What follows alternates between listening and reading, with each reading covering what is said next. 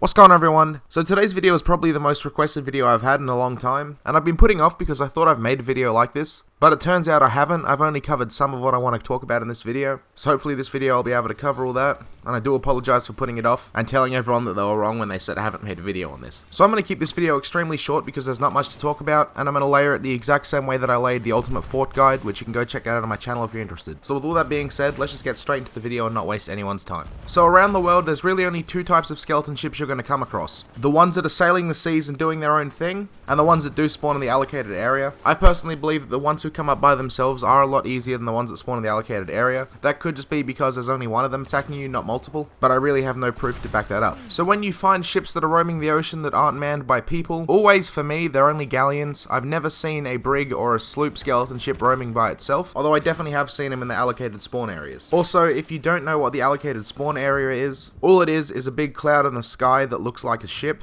It's not hard to miss if you look for it. So anyway, when you take on the ships that are roaming by themselves, all you need to do is treat it as a normal PvP ship. Of course, they're not going to board you, so you don't have to worry about that. And they can't bail water out of their ship, so that does make it easy as well. So the way you're going to go about sinking the galleon ship is going to change depending on what ship you're using. If you're using a sloop, what I suggest you do is get as close to them as possible, maybe even crash them so you can get a hole in your ship, then shoot the occasional cannon right into the side of their ship, and continuously bail water from your ship into their ship. Bailing water into the skeleton ships is always the most effective way to sink them in my experience, unless of course you have a gunpowder barrel and you can get to the bottom of their ship. The easiest thing you can do is just crash them, keep a hole and bucket water into them. Of course, the skeleton ships will be fluctuating in speed, mainly when you put more water into them, so what you want to do is keep your sails at half mast and slowly raise them as you put more water into the ship. While working in a brig though, what you want to do is raise one sail all the way, then keep the second sail all the way down or half the way down. It doesn't really matter, it just depends on what you find to be more easier. But the tactic you're going to want to use is keeping yourself at a decent distance and always staying on the inside of the ship.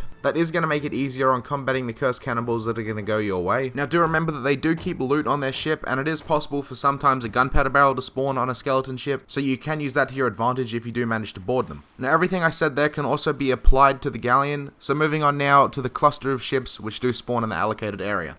So when dealing with the skeleton fleets, you're always going to have more than one spawn on you. Maybe for the first round there'll only be one skeleton ship there, but don't be surprised if you do come across more than one on your first wave. When you find yourself taking on only one ship, whether it be a sloop or a brig or a galleon, they do change depending on what you're riding in. More often than not, when I've been in a sloop, I have found myself fighting more sloops than I have galleons, and when I've been on a galleon, I've found myself fighting more galleons than sloops.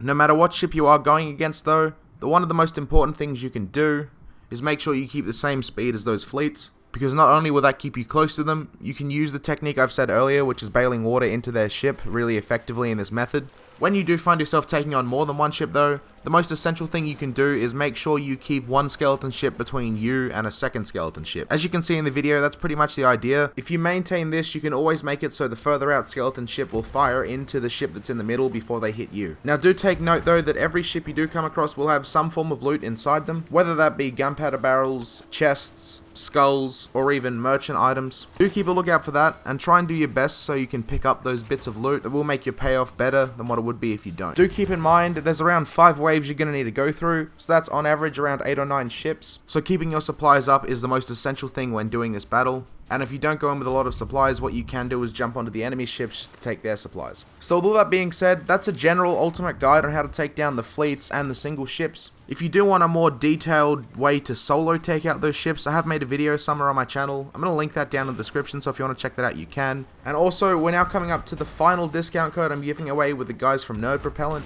Of course, we're going to be giving away a discount code to a Villainous Skull, and I would just like to congratulate all of the winners. When we do manage to hit 10k, I'm going to be doing something special, and everyone who's won, or even sent a photo of some of those locations, are going to be shortlisted.